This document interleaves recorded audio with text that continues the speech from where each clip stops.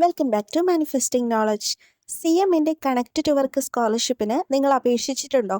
എങ്കിൽ ഈ ഒരു വീഡിയോ നിങ്ങൾക്ക് യൂസ്ഫുൾ ആയിരിക്കും.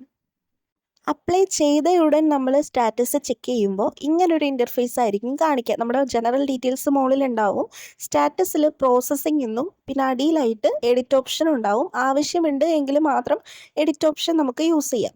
ഇതിന് ശേഷമാണ് എംപ്ലോയ്മെൻറ്റുകാർ ഇത് വെരിഫൈ ചെയ്തതിന് ശേഷം അപ്രൂവ് ആക്കാം.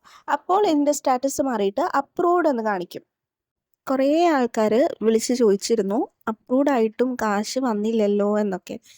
ഒരു കാര്യം ശ്രദ്ധിക്കുക, അപ്രൂവ്ഡ് ആയാൽ മാത്രം കാശ് നമുക്ക് കിട്ടത്തില്ല. ഇനി ഈ ഒരു സ്റ്റാറ്റസ് മാറിയിട്ട് സാങ്ഷൻഡ് ബൈ KSSPL എന്ന് വരുമ്പോഴാണ് നമുക്ക് പൈസ ക്രെഡിറ്റ് ആവുക. ഇനി അടുത്ത കേസ്, സാങ്ഷൻ ആയിട്ടും വാട്സപ്പിൽ മെസ്സേജ് വന്നിട്ടും പൈസ നമ്മുടെ അക്കൗണ്ടിലേക്ക് ക്രെഡിറ്റ് ആയിട്ടില്ല എന്ന് പറഞ്ഞിട്ട് കുറേ പേര് വന്ന് മെസ്സേജ് അയക്കുന്നുണ്ടായിരുന്നു. അവരോടാണ് പറയാനുള്ളത്. ആദ്യഘട്ടത്തിൽ 10,000 പേർക്കാണ് സ്കോളർഷിപ്പ് 1000 രൂപ കിട്ടിയിട്ടുണ്ടാവുക.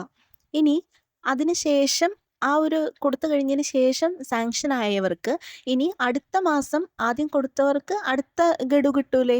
അപ്പോൾ ആ ഒരു ടൈമിലായിരിക്കും ഇവർക്ക് ആദ്യത്തെ മാസത്തെ ഗഡു കിട്ടുക.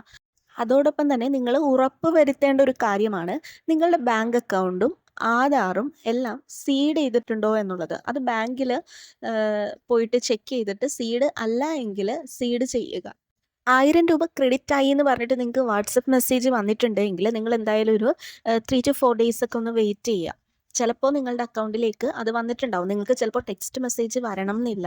നിങ്ങൾ ബാങ്കിലൊന്ന് പോയിട്ട് കോൺടാക്ട് ചെയ്തിട്ട് ഇങ്ങനെ വന്നിട്ടുണ്ടോ എന്നൊക്കെ ഒന്ന് എൻക്വയറി ചെയ്യാം. ഇനിയും ഇതുപോലുള്ള അപ്ഡേറ്റുകൾക്കായിട്ട് മാനിഫെസ്റ്റിംഗ് നോളജ് സബ്സ്ക്രൈബ് ചെയ്യുക.